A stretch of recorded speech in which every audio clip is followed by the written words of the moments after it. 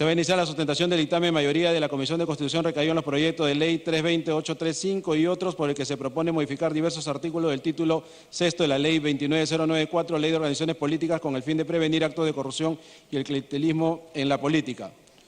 La Junta de Portavoces, en septiembre de 2017, acordó la exoneración de dictamen de la Comisión de Justicia respecto al proyecto de ley, solo al proyecto de ley 835 y a la ampliación de agenda. Tiene la palabra la congresista Letona Pereira, presidenta de la Comisión de Constitución, hasta por 10 minutos.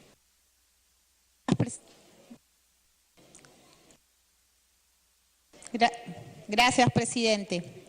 Presidente, en esta oportunidad presentamos el dictamen recaído en los proyectos de ley 320, 835, 1089, 1214, 1315 y 1323, presentados por el Jurado Nacional de Elecciones, el Poder Ejecutivo y los grupos parlamentarios Alianza para el Progreso y Peruanos por el Cambio, para optimizar la transparencia en el financiamiento de las organizaciones políticas, prevenir actos de corrupción y combatir el clientelismo en la política. El artículo 35 de nuestra Constitución Política dispone que la ley establece las normas para la transparencia del origen de sus recursos económicos por parte de los partidos políticos. Por lo tanto, con este dictamen cumplimos con dicho deber delegado por el Poder Constituyente a fin de asegurar la transparencia en la política y en las finanzas partidarias. Esta semana el diario Perú 21 publicó una encuesta en la cual se consigna que un amplio sector de la ciudadanía está a favor de la bancarización de los aportes a partir de una UIT y a la prohibición de aportes por parte de empresas. Ello que refleja, estimado presidente, que existe una estrecha relación entre la legitimidad democrática de las organizaciones políticas y sus autoridades y la transparencia en el financiamiento de las organizaciones políticas. Además, evidencia que existe mucha desconfianza respecto a la regularidad de las fuentes de financiamiento, así como de la actuación de las autoridades. Se piensa que se suscribe un contrato, se otorga una concesión, no al mejor postor que asegurará el bienestar general, sino a aquellas empresas que ayudaron en campaña. Por ello, señor presidente, ante procesos electorales ad portas, consideramos importantes las propuestas contenidas en el presente dictamen, el cual propone fundamentalmente lo siguiente. 1. Se prohíbe que las personas jurídicas con fines de lucro, es decir, las empresas, sean nacionales o extranjeras, aporten a las organizaciones políticas. No queremos en nuestro país un caso más de Odebrecht. Estimado presidente, queremos autoridades que respondan al interés público y no a intereses particulares. 2. Se prohíbe que las personas sentenciadas o con mandato de detención preventiva por la comisión de delitos contra la administración pública, terrorismo, lavado de activos, tráfico ilícito de drogas, minería ilegal, tal ilegal o trata de personas aporten a organizaciones políticas. Es imprescindible, señor presidente, para que las organizaciones políticas recobren la confianza de la ciudadanía y se vean fortalecidas en su legitimidad democrática, que la decencia en la política también comprenda a los aportantes. No queremos un narcoestado o un narcopartido. 3. Se establece la figura de los recibos o comprobantes de aportación, es decir, se acabaron los aportes anónimos, más allá del monto o si el aporte es en dinero o en especie. Se debe identificar el aportante, al receptor del aporte, el monto del aporte y cuándo se efectuó. Así, no solo se cumple con el mandato del artículo 35 de la Constitución, sino que se optimiza el proceso de transparencia. 4. Se fija un tope de recaudación en las actividades proselitistas de 250 UITs, 1.012 soles por actividad. Cabe recordar que hoy en estricto no hay tope alguno, por lo que lo recaudado en estas actividades solo existe el límite de 30 UITs. En el caso de no poder identificar a los aportantes, no es suficiente que todo aporte debe estar claramente identificado, sino que debe establecerse un límite a la recaudación en actividades proselitistas. 5. Se incrementan los topes de financiamiento privado a 120 UITs, 486.000 soles por año por cada aportante, ya que al establecerse la obligación de la identificación de todo aporte y aportante, esta transparencia en el financiamiento disminuye el alto riesgo en el financiamiento privado permitido. 6. Se establece que todo aporte que supere una UIT 4.050 soles deba ser bancarizado. Transparencia en el financiamiento ante todo. Por ello, atendiendo lo planteado en las iniciativas legislativas en materia del presente dictamen y al clamor ciudadano, se acoge la propuesta de bancarización de todo aporte que supere una UIT. 7. Se establece que los candidatos a los cargos de congresista, gobernadores y vicegobernadores regionales y alcaldes tendrán que designar a un responsable de campaña para que rinda cuenta de los aportes que reciban y los gastos que realizan en campaña electoral, ya que no se puede imputar ni sancionar a una organización política por hechos que no son directamente cometidos por esta o que un partido no conoce. Así se atribuye responsabilidad a aquella persona que efectivamente realiza la conducta infractora. 8. Se precisa, salvaguardando el principio de legalidad, que los organismos electorales no podrán crear a nivel reglamentario nuevas exigencias o exigencias adicionales a las previstas en la ley. Recordemos, señor presidente, que tanto la Comisión de Constitución y Reglamento como este Pleno ya se ha pronunciado en el marco del control parlamentario de los decretos legislativos sobre el respeto a los principios de legalidad y tipicidad, pues no resulta admisible que vía reglamentaria se impongan mayores exigencias e infracciones a las deseadas y previstas en la ley. 9. Se establece un catálogo más claro de infracciones y sanciones, precisando cuáles son las infracciones leves, graves y muy graves, y qué sanción corresponde a cada tipo de infracción. Es fundamental, señor presidente, que las organizaciones políticas tengamos reglas claras, además de exigir certeza de que aquellas conductas calificadas como infracción tendrán la correspondiente gravedad de la falta y la sanción que corresponda. 10. Atendiendo que se propone individualizar la responsabilidad de los candidatos en la campaña electoral, se contempla una sanción de multa a los candidatos que no cumplan con informar sobre sus gastos de campaña. Así como se tienen sanciones a los partidos políticos, también se deben prever sanciones a los candidatos. 11. Se precisa que para el caso de las elecciones regionales y municipales, el tiempo máximo a contratarse de propaganda electoral en medios de comunicación, radio y TV, ya no será de 5 minutos, sino de 1 minuto diario. Con ello se otorgan más espacios a organizaciones políticas y candidatos. 12.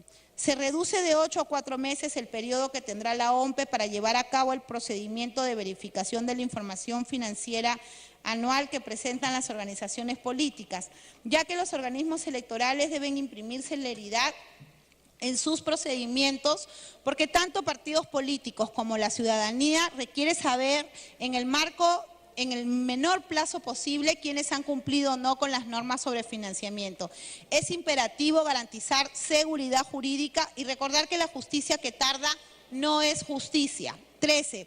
Se faculta a la Unidad de Inteligencia Financiera del Perú a requerir información a la OMPE para el esclarecimiento de casos en materia de investigación o que se estén llevando a cabo. Con ello se demuestra que este Congreso, los partidos políticos, no tienen miedo a investigaciones, ni a rendir cuentas, ni a actuar transparente, siempre que se respete el marco constitucional vigente y se sigan los procedimientos establecidos en el mismo.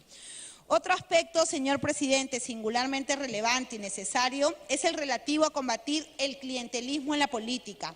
Dicha finalidad fue la que motivó la emisión de la ley que incluyó el artículo 42 de la Ley de Organizaciones Políticas, que sancionaba la entrega de dádivas en campaña electoral. El voto debe ser una expresión libre y espontánea del elector, debe ser responsable e informado, no interesado o condicionado a regalos o promesas. Por ello se proponen los cambios siguientes. 1.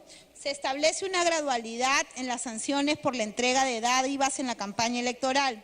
Ahora, la única sanción posible es la exclusión de aprobarse el dictamen en el Pleno.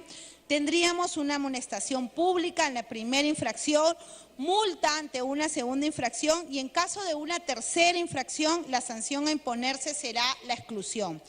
Es abiertamente desproporcionado e inconstitucional, estimado presidente, que se prevea una única sanción que a su que a su vez es precisamente la más grave, como la exclusión de la contienda electoral del candidato infractor, sin atender a factores como el lugar de la entrega, el número de destinatarios, el tipo de elección y consecuentemente el número de electores y el contexto en que se realizó el hecho infractor. Es por ello que proponemos se aplique criterios constitucionales de gradualidad y proporcionalidad a la sanción antes descrita. 2. Se reduce de 0.5 20.25 soles a 0.2, 8.10 soles de la UIT el valor máximo de los artículos publicitarios que se entreguen como propaganda electoral, para evitar que a través de dicho mecanismo se pretenda disfrazar o encubrir dádivas. 3. Se prohíbe expresamente la entrega de agua, materiales de construcción, alimentos y medicinas en campaña electoral. No resulta aceptable que se juegue con las necesidades de la población. La única excepción que plantea esta modificación consiste en la entrega de bienes para consumo individual e inmediato en eventos proselitistas gratuitos, como por ejemplo un mitin, y siempre que no cuesten más del 0.2 del UIT, es decir, 8.10 soles. La dignidad de la persona humana constituye el principio y el fin del Estado y por lo tanto no es negociable. Se debe tener claro en combatir y prohibir cualquier tipo de conducta que pretenda aprovecharse de la pobreza y estado de necesidad de aquellos que menos tienen. Señor presidente, la reforma electoral está en marcha y sí, el horizonte es una ley o un código electoral, pero para correr hay que primero gatear y luego caminar. Se trata de un proceso y en ese sentido, antes de una ley o código apresurado que tenga que estarse modificando al poco tiempo de emitido, debemos primero adoptar estas medidas legislativas necesarias y urgentes para afrontar el proceso de elecciones regionales y municipales 2018 de la mejor manera y luego iniciar y, por supuesto, agotar el debate sobre las iniciativas de reforma constitucional. Por lo expuesto, solicito, señor presidente, a través suyo se sirva a aprobar el presente dictamen y honremos el mandato constitucional de promover transparencia en el financiamiento de organizaciones políticas, porque a través de ellas se legitima no solo los partidos, sino el propio sistema democrático. Gracias. Se pone en conocimiento de la representación nacional para efectos del quórum que está la Comisión de Salud sesionando y la Comisión de Inteligencia, consiguiente se considera a sus integrantes con licencia. Congresista Quintanilla.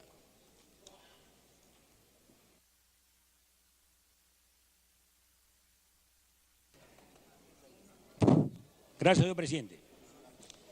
Señor presidente, yo quería intervenir en esta oportunidad haciendo un respetuoso llamado de atención a la conducción de la mesa directiva por su persona. Señor presidente, la segunda votación se ha establecido reglamentariamente en el Congreso porque objetivamente no hay, como había antes, dos cámaras, Cámara de Senadores y Diputados. Cuando aprobaba un proyecto de ley una Cámara, lo remitía a la otra Cámara en revisión y había un nuevo debate, señor presidente. Cuando hemos establecido en el país un régimen unicameral, se ha establecido el requisito de la segunda votación. Y, señor presidente, le quiero llamar fraternalmente la atención porque en el artículo 78 de nuestro artículo, en la página 109, dice la segunda votación a que se refiere el inciso E del artículo 73 deberá efectuarse transcurridos 7 días, calendario como mínimo. Punto seguido, esta segunda votación será a totalidad y con debate. Usted acaba de aprobar el anterior proyecto de ley en segunda votación, exonerándola sin debate, señor presidente, lo cual es una tremenda irregularidad. Y quiero, señor presidente, que por su intermedio el relator lea los artículos pertinentes a las cuestiones previas, a las cuestiones de orden y a la segunda votación, después que intervenga, señor presidente. Señor presidente, estamos debatiendo las reformas más importantes que requiere el país, que es la reforma del sistema político electoral. Aparejado también debe discutirse después el tema de la reforma de la ley de los partidos, de la ley de partidos, No hay democracia, señor presidente, que en eso sustente un funcionamiento sólido de los partidos. No hay democracia, señor presidente, si ninguno de los poderes, y en particular el Congreso de la República, no respeta sus reglas, señor presidente. Y en este sentido, señor presidente, yo quiero llamarle la atención y planteo como cuestión previa la reconsideración de la votación anterior, porque no se ha cumplido con el reglamento, señor presidente. Es más, está pendiente una cuestión previa presentada por la congresista Patricia Donaire, que lamentablemente hoy día no está presente, y cuestión previa que nosotros también respaldamos, de que debía establecerse un cronograma de debates sobre los proyectos de ley que modifican la estructura legislativa del país respecto al sistema electoral. Señor presidente, estamos yendo atropelladamente y en forma muy apresurada y estamos poniendo en riesgo, señor. Minuto adicional. Señor presidente, estamos muy apresuradamente y poniendo en riesgo la estabilidad democrática del país. Estamos saliendo de una crisis política de la semana pasada y estamos pretendiendo modificar cuestiones fundamentales de nuestra democracia sin mayor debate, señor presidente. Me pide la congresista Lourdes Alcorta una interrupción, pero yo le pediría por su intermedio, señor presidente, que en su intervención evite cualquier adjetivo que lesione la majestad del Congreso o de cualquier congresista. Le concedo Acuérdense que las interrupción, señor presidente, con esa recomendación. Van a cuenta del tiempo de los congresistas que la conceden. Congresista Alcorta. Presidente, no tengo las costumbres como la bancada ya que me agregue antes de haber comenzado. Lo que tiene que entender el congresista que me ha aludido es que la discrepancia no significa que se cuestione la mesa directiva. La discrepancia nos lleva al debate que se ha dado y se ha hecho una votación. Pero no significa que cualquiera se pueda parar, que tiene el derecho a hacerlo, pero con el argumento que corresponde. No porque se le ocurrió, porque la discrepancia no les conviene, no se les acomoda, no articula con ellos. Eso no puede significar que se pueda cuestionar la mesa. Nada más, presidente. Le mando saludos desde acá al señor. A través de la mesa. Congresista Quintanilla, puede continuar. Repóngale su tiempo, por favor. Le devuelvo los saludos a la congresista Lourdes Alcorta y lo felicito porque esta intervención se ha sido sin adjetivos y provocaciones. Me parece bien, una rectificación saludable. Señor presidente, yo he señalado que las segundas votaciones se han establecido porque no tenemos dos cámaras. Y se ha establecido expresamente que las segundas votaciones son 7 días después. Y se ha establecido, señor presidente, que cualquier exoneración de la segunda votación o cualquier otro trámite tiene que tener la votación de por lo menos 2/3 de los portavoces, 2/3 que representen a un porcentaje similar del Congreso. Y en la anterior votación, presidente, no se ha respetado eso. Por eso planteo como cuestión previa que se plantee la reconsideración de esa aprobación para que se respalde, señor presidente, se respete lo que dice nuestro reglamento. Y además he pedido también, señor presidente, que el relator lea las cuestiones previas, cuestiones de orden y votación de segunda votación, señor presidente. Es muy importante para que conozcamos aquí, señor presidente, qué estamos debatiendo. Muchas gracias, señor congresista. Solamente para informarle que sí, por supuesto, son 7 días, salvo que lo pida el presidente de una comisión que se pone a consideración del Pleno, y si la rechazan, obviamente no se exonera de segunda votación. Lean los artículos correspondientes y también el artículo correspondiente a las reconsideraciones que se presentan por escrito y no como cuestiones previas. Artículo 58 del reglamento, rectificación de las votaciones, reconsideraciones y quórum parte pertinente. Las reconsideraciones se presentan por escrito, luego de las votaciones su aprobación requiere el voto de más de la mitad del número legal de congresistas. Cuestiones de orden, artículo 59. En cualquier momento del debate, con excepción de aquel en que se desarrolla la votación, los congresistas pueden plantear una cuestión de orden a efectos de llamar la atención sobre la correcta interpretación y aplicación del reglamento del Congreso. Debe citar el artículo o los artículos materia de la cuestión. El presidente considera 1 minuto como máximo de 2 minutos para plantearla y de inmediato la someterá sin debate a votación. En casos excepcionales puede abrir debate señalando el tiempo máximo que concederá a cada orador para intervenir. En caso de duda extrema que no puede ser dilucidada de inmediato por el Pleno, el presidente enviará el asunto a la Comisión de Constitución y Reglamento para que opine, a más tardar dentro de los 3 días, suspendiéndose el debate sobre la materia. Las decisiones del Pleno en materia de cuestiones de orden serán registradas por la Oficialía Mayor del Congreso. Pueden ser invocadas en casos análogos que se planteen en el futuro cuestiones previas. Artículo 60. Las cuestiones previas se plantean en cualquier momento del debate y antes de las votaciones a efectos de llamar la atención sobre un requisito de procedibilidad del debate o de la votación basado en hechos o solicitar el regreso de un asunto a comisiones por no encontrarse suficientemente estudiado. El presidente concederá un máximo de 3 minutos para plantearla y de inmediato la someterá sin debate a votación. Sin embargo, en casos excepcionales puede abrir el debate, señalando el tiempo máximo que concederá a cada orador para intervenir.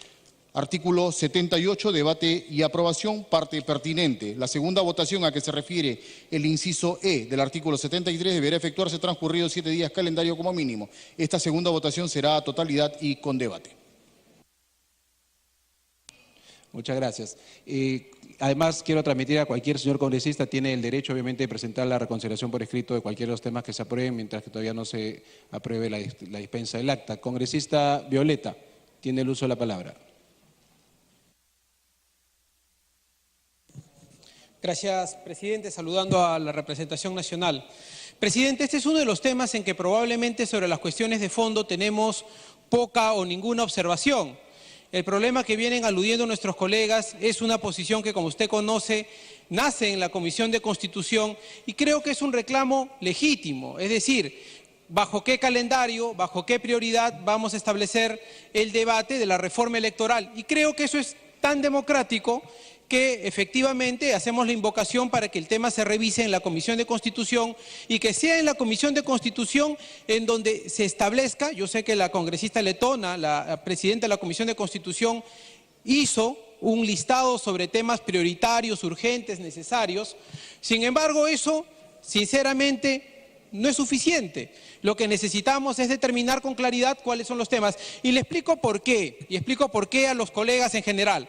Porque, por ejemplo, acabamos de votar hace unos minutos una reforma referida al calendario electoral, que siendo importante, no es más importante que este tema que estamos tocando en este momento, que tiene que ver con el financiamiento público y privado de los partidos políticos y de las organizaciones políticas. Es decir, si tendríamos que haber establecido un calendario de prioridades, este tema tendría que estar por encima de los otros temas. E igual sobre la existencia o no de organizaciones de corte regional, local y provincial y distrital, igual. O de los impedimentos para las organizaciones políticas. Lo que quiero decir básicamente, presidente, es que necesitamos establecer con mayor claridad la prioridad de los temas que vamos a tratar. En fin, refiriéndome al tema de fondo sobre el proyecto.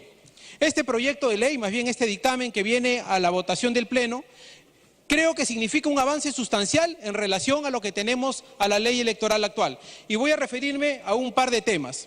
La intervención de la Unidad de Inteligencia Financiera ha sido requerido por los organismos electorales, propuesto por el propio Ejecutivo y también por las instituciones electorales y las organizaciones de la sociedad civil, así como por los propios partidos políticos. Preciso, presidente, en una democracia regular no tendría que haber ningún tipo de cuestionamiento, no tendría que haber ningún tipo de parámetro ni ningún tipo de restricción.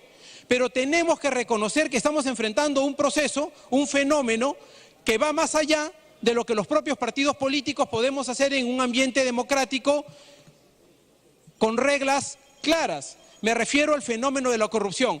Frente a ese fenómeno de la corrupción es necesario establecer algunas medidas de corte extraordinario. Y me refiero una vez más específicamente a la intervención de la Unidad de Inteligencia Financiera, quien va a poder con esta norma cruzar información con los institutos electorales, con la OMPE, con el Jurado Nacional de Elecciones, a efectos de cotejar que en los casos en donde se pudiera estar derivando, en donde pudiera existir lavado de activos, la OMPE y la Unidad de Inteligencia Financiera podrán cruzar información a efectos de intervenir específicamente en esos casos. El otro tema que me parece relevante es que se bancarizan todo tipo de aportaciones superiores a una OIT. Este es un tema que también va a permitir cortar el ingreso de dinero irregular o ilegal a las campañas políticas en general. Y el otro tema en discusión, que me parece un tema que en verdad donde hemos tenido una importante discrepancia con algunos colegas, es si es que las empresas privadas deben o no aportar a las campañas políticas. Y hay quienes creemos, presidente, que el derrotero final debería ser el financiamiento público para los partidos políticos. Hacia donde deberíamos ir, como en el caso de los países anglosajones y los países nórdicos, es que el financiamiento público juega un papel determinante, con excepción de Estados Unidos, por supuesto, donde el financiamiento es básicamente privado. Recordemos que Obama... Continúe, por favor. Recordemos que el expresidente Obama para su campaña política llegó a recaudar $1.000 millones, pero esos casos son excepcionales. Para países como el Perú, creemos, algunas organizaciones políticas, que tenemos que apostar más por la organización, el financiamiento público para las organizaciones políticas. Y creemos también que una manera de cerrar el ingreso de dinero de lavados de activos y el ingreso del dinero de la corrupción, en donde la corrupción intenta tomar el poder a través de sus diversos tentáculos, es tratando de prohibir el financiamiento proveniente de las empresas privadas. Y le explico por qué. Porque el objetivo de una empresa privada no es financiar campañas políticas. Ninguna empresa privada se forma y pone en su objeto social de la empresa, entre otras, promover la democracia o financiar organizaciones políticas. El objeto de una empresa privada es generar lucro, pero las empresas están constituidas por empresarios. En consecuencia, si un empresario quiere aportar a una campaña política determinada, que lo haga como ciudadano.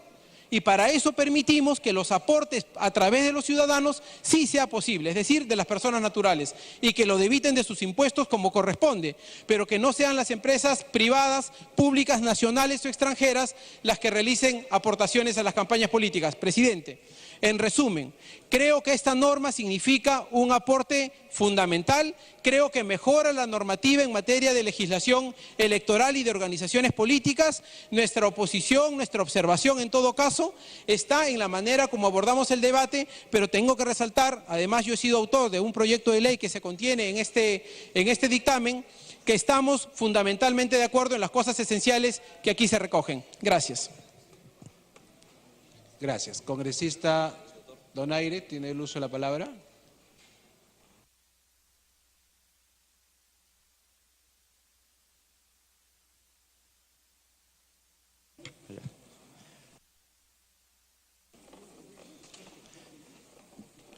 Gracias, señor presidente. Buenas tardes. Honorables parlamentarios, para nadie, ni para ustedes, señor presidente, ni para los 130 congresistas, es ajeno que la raíz y el germen de la corrupción, ¿dónde está?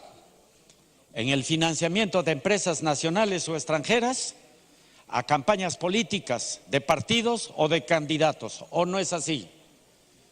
¿Acaso le interesará a una empresa nacional o extranjera que financie la campaña de un partido o de un candidato reducir la pobreza? ¿Reducir la discriminación? No le interesa. Lo que le interesa a esa empresa nacional o extranjera financiar las campañas es para que a futuro le puedan abrir las ventanas, las puertas y de todo para participar, entre comillas, en procesos de licitaciones y contrataciones del Estado fraudulento. Por eso, señor presidente, quisiera solicitar la acumulación del proyecto ley de 746, que en el espíritu dice que ninguna empresa nacional o extranjera debe participar en ninguna campaña política. Eso nos da 3 ventajas, señor presidente. Primera, que ningún funcionario, ninguna autoridad, ningún alcalde, ningún presidente puede o no le debe favores a nadie. Segundo, señor presidente, que todas las empresas puedan competir en igual de condiciones y no que otra que ya le haya financiado una campaña y ya sabe que va a ganar la buena pro. Y tercera, la más importante, que las obras no se la lleve el río, porque esto ¿qué significa? Le ponen menos cemento, más tierra o fierro más delgado. En ese sentido, señor presidente, yo quería que solicitar la acumulación del proyecto de ley 746 en ese sentido. Además, se sugiere incorporar el literal G con el siguiente texto referente a las fuentes de financiamiento prohibidas. En el artículo 30 solamente se refiere a personas jurídicas de manera general o naturales. Habría que agregar sin fines de lucro, nacional o extranjera, vinculadas a organizaciones terroristas o filoterroristas. Y por último, señor presidente, sí se le da luz verde a las ONGs solamente para capacitación. ¿Y quién nos asegura? ¿Quién nos garantiza que esas ONGs enmascaradas también tienen fines de interés